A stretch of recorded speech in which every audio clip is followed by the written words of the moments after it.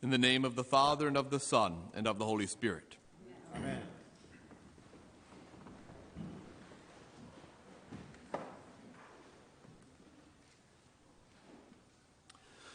Most Christians, most people of any religious affiliation really likely resonate in some ways with the first reading from today from the 32nd chapter of the book of Genesis.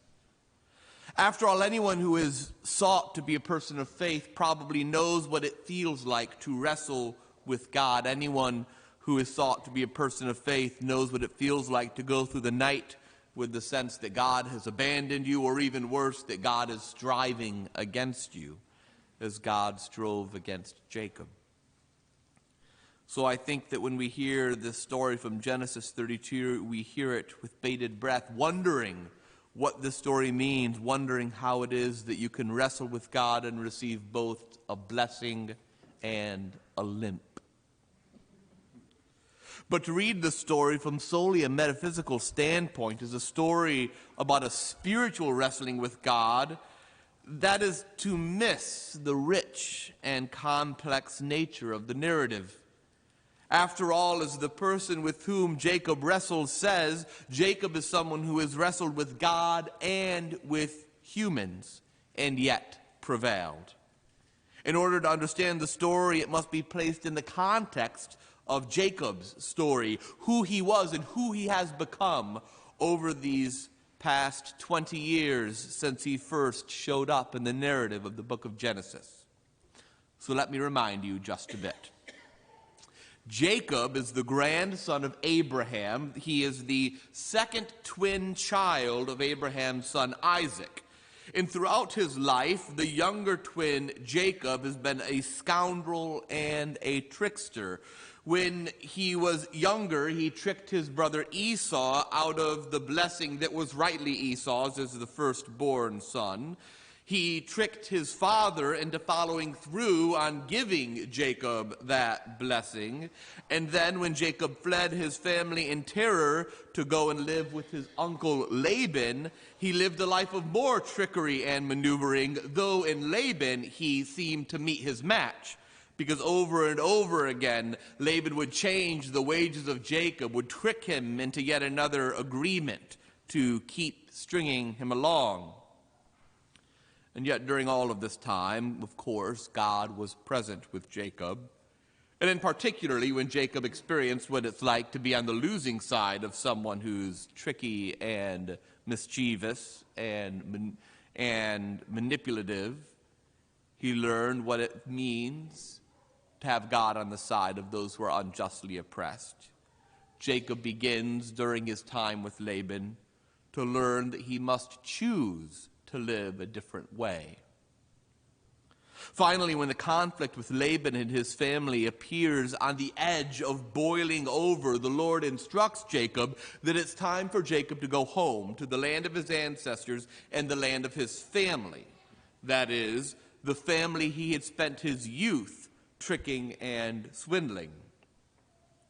And his homecoming is a stunning moment, actually, because 4 chapters ago in Genesis 28, a text we actually had on Sunday just a few weeks ago, we heard the story of the angels of God appearing to Jacob, ascending and descending on the ladder, stretching from earth to heaven, right? That vision happened as he was departing from the land of his family, seeing the angels at work. But now as he returns, he sees angels again. But this time, the angels greet him, and the angels form a heavenly guard to accompany him home. And then at the beginning of chapter 32, we're told that Jacob found Esau in the land of Seir, in the country of Edom. These are both words that mean hairy and red, the very same words used to describe Esau, the words from which his own name are derived. You see, it seems that over the past 20 years, while Jacob has spent 14 years as a slave or a servant, constantly in a match of wits against his uncle, during that time, Esau has grown into a great nation, even without the blessing that had been rightfully his. Even the land Esau lives on is now known by his name. So Jacob sends his messengers to Esau, sends him with numerous gifts, with a plea that he can find favor in Esau's sight. He even calls Esau his Lord and says that he is now Esau's servant. That right there is a direct reversal of the earlier prophecy from his birth, where it had been said that the older would serve the younger. Given the experience of the past 20 years, Jacob insists that he, the younger, will actually be the one who is now willing to serve Esau.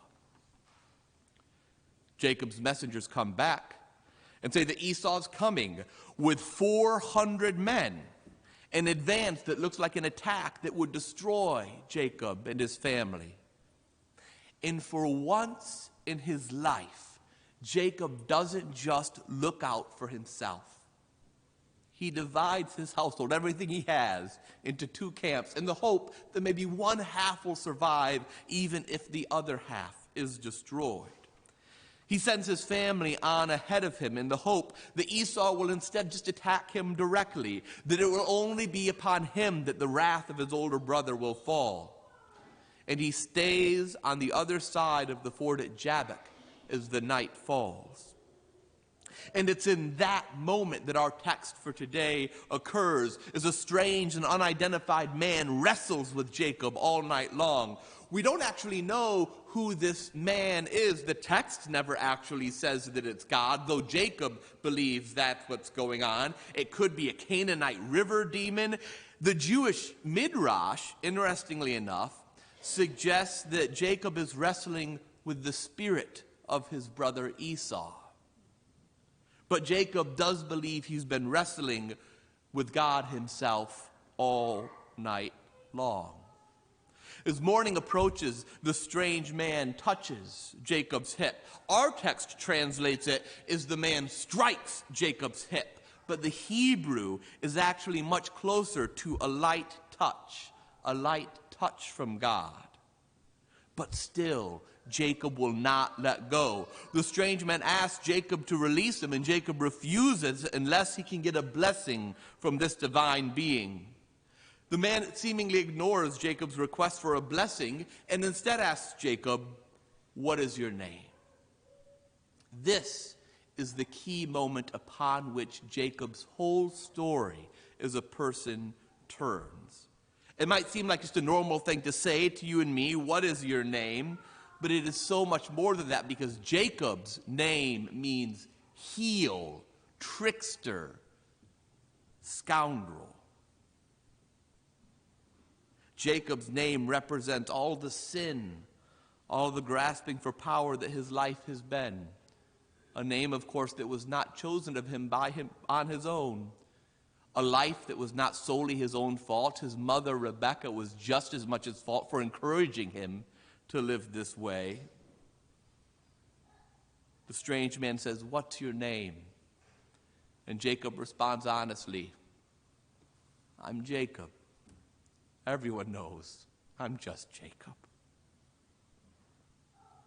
And the stranger looks at Jacob and says, "That is not your name anymore."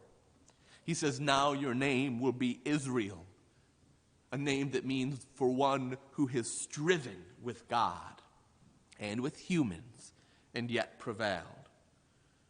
Jacob asks the name of the divine being, but's not given that divine being's name. Instead, the man does give Jacob a blessing and departs.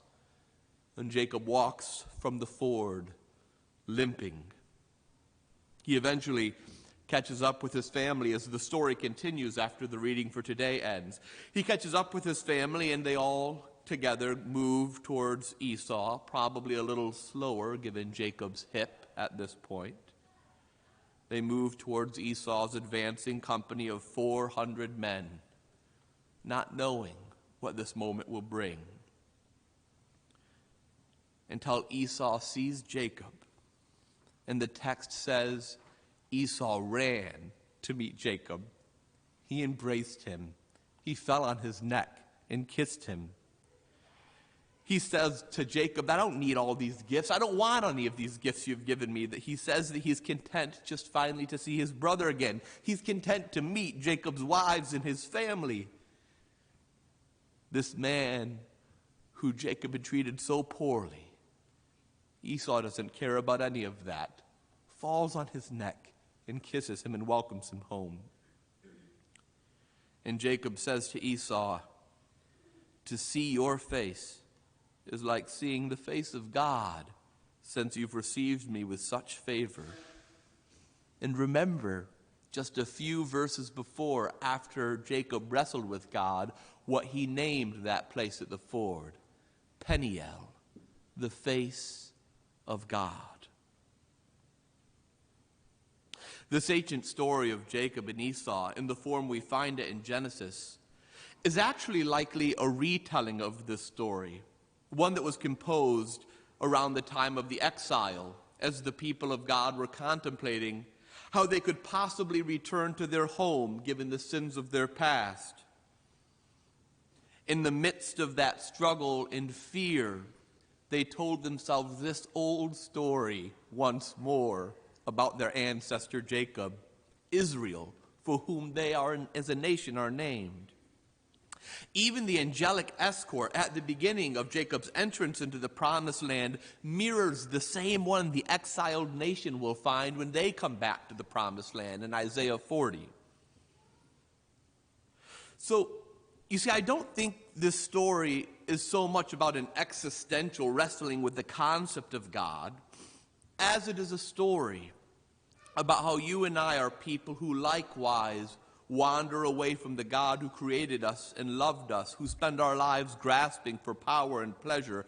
I think this is a story about how you and I forget who we actually are, because all our lives someone told us we had to be someone else, maybe even your own parents. But eventually, if we will let ourselves, we will find that all of the grasping in our life may leave us with great wealth like Jacob had. Make no mistake, he was a successful guy. But he was so empty. He was so empty. Because all of that grasping in life robs you of your original and true identity as a person called to live in loving relationship with God and other people.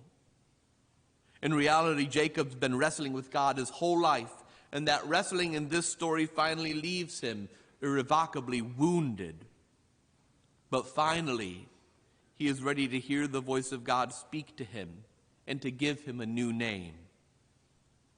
And it is upon receiving this new name that Israel, the one who struggles with God, is finally ready to go to his brother in humility to find reconciliation where he was sure there would only be anger and judgment and death.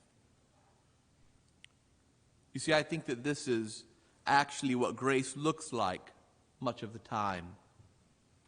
It's spending so much of our lives wrestling with God or each other, only to discover that God deeply wants to speak a new name over us, a name that honors our passion for the struggle, but also speaks the truth that God's love will ensure that our wrestling never defeats or defines us.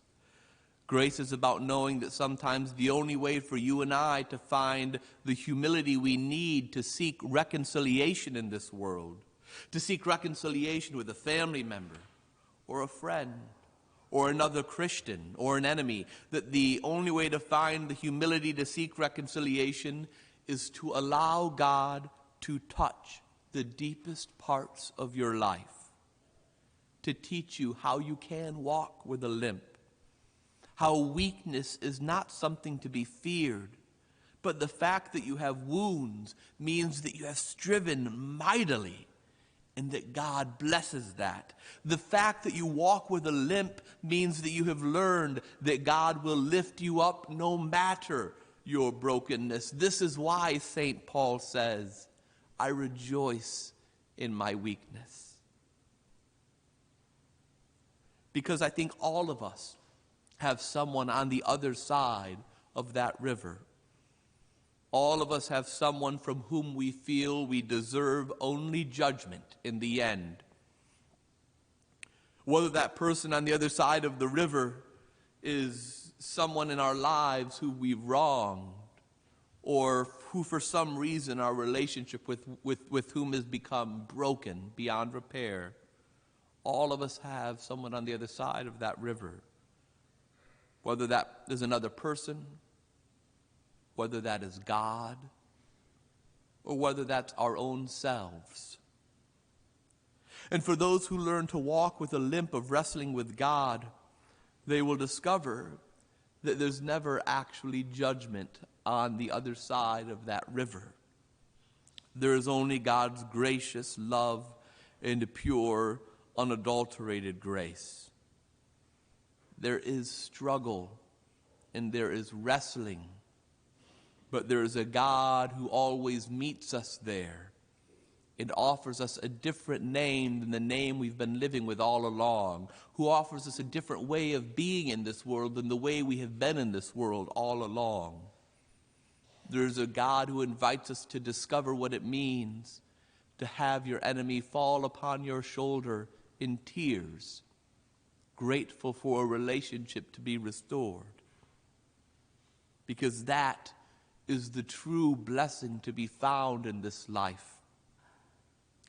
It's not in the accumulation of wealth or power or family, all the things we grasp over like Jacob grasped over throughout his whole life. The true blessing that Jacob needed was not something that the divine being could give in the end. The true blessing he needed was to see his brother and to hear, "You are forgiven." And I think in the end, for most of us, that's the blessing we truly long for as well. And it is there, waiting for us on the other side of our wounds. Amen.